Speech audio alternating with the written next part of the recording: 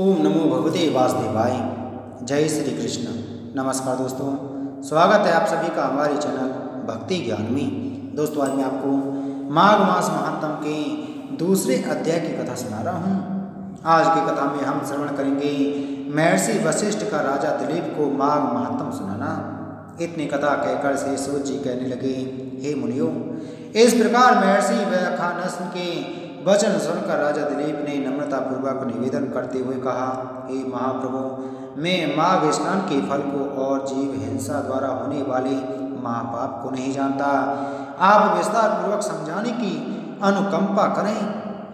राजा के ऐसे वचन सुनकर महर्षि व्याख्यानस्थ कहने लगे, हे राजन, अंधकार का विनाश करने वाले सूर्य भगवान का शीघ्र ही उदय होने वाला है।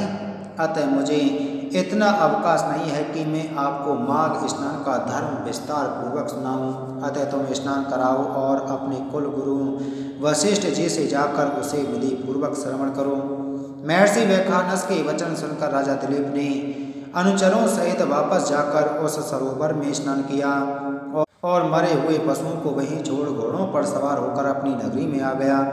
इसके पश्चात गुरु वशिष्ठ के पास जा हाथ जोड़कर दंडवत करते हुए कहा, हे गुरुदेव, आज से मैं राजनीति और दंडनीति सुनकर आपके बतलाए हुए अनेकों यज्ञ दान कर चुका हूँ और भगवान की आराधना कैसे करनी चाहिए इसके बारे में भी आपसे कुछ ज्ञात कर चुका हूँ, परंतु मैं आपसे माघ महात्म सुनना चाहता हूँ। इसलिए आप मुझे माघ महात्म सुनाने की कृपा करें और साथ ही यह भी बताने की कृपा करें कि माघ मास में स्नान किस विधि से किया जाता है। राजा के वचन सुनकर वशिष्ठ जी कहने लगे, हे राजन, आज तुमने सर्वोत्तम प्रश्न किया है। जो आदमी अनायास ही सब प्रकार के पाप तापों से छुटकारा पाकर इस लोक में सब तरह के सुखों को भोगता हुआ स्वर्ग के अनुपम सुखों की इच्छा कर रखता है, उसे माघ स्नान माघ महात्म सुनना चाहिए, क्योंकि माघ स्नान करने वाला न केवल सुख का भागी हो और भूमि पति की ही हो जाता है, अब तो मुक्त होने के बाद वह पृथ्वी पर जन्म भी धारण नहीं करता है। हे राजन, दिव्य दृष्टि वाले महात्माओं ने ऐसा कहा है कि माघ मास में तप और दान के सहित स्नान करने वाले को अनंत फल की प्राप्ति हुआ करती है। उसे अर्थ, धर्म, काम और मोक्ष, इन चारों पदार्थों की प्राप्ति हो जाती है।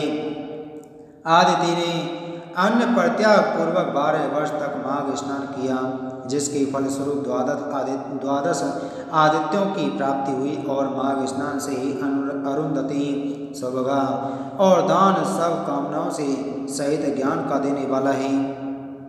अतः जो लोग ज्ञानी और वन में तपस्या करने वाले महात्माओं तथा विष्णु भक्तों को मिलते हैं, वह ही पुण्य लोक सदा माघ स्नान करने वाले लोगों को मिल जाया करते हैं। यद्यपि अन्य पुण्यों के क्षीण हो जाने पर लोग देव लोक से लौटकर पृथ्वी पर जन्म धारण किया करते हैं, परंतु माघ स्नान करने वाला फिर भूमि पर लौटकर नहीं आता, अर्थात उसकी मुक्ति हो जाती है।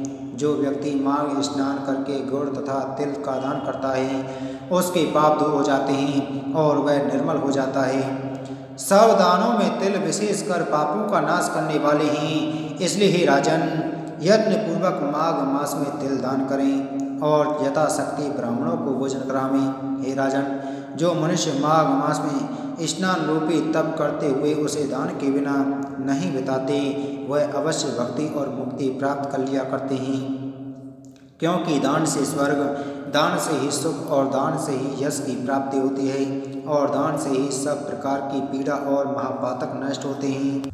इति श्री माघ मास महात्म दूसरा अध्याय संपूर्ण। बोलो माघ मास महात्म की जय। बोलो विष्णु भगवान की जय।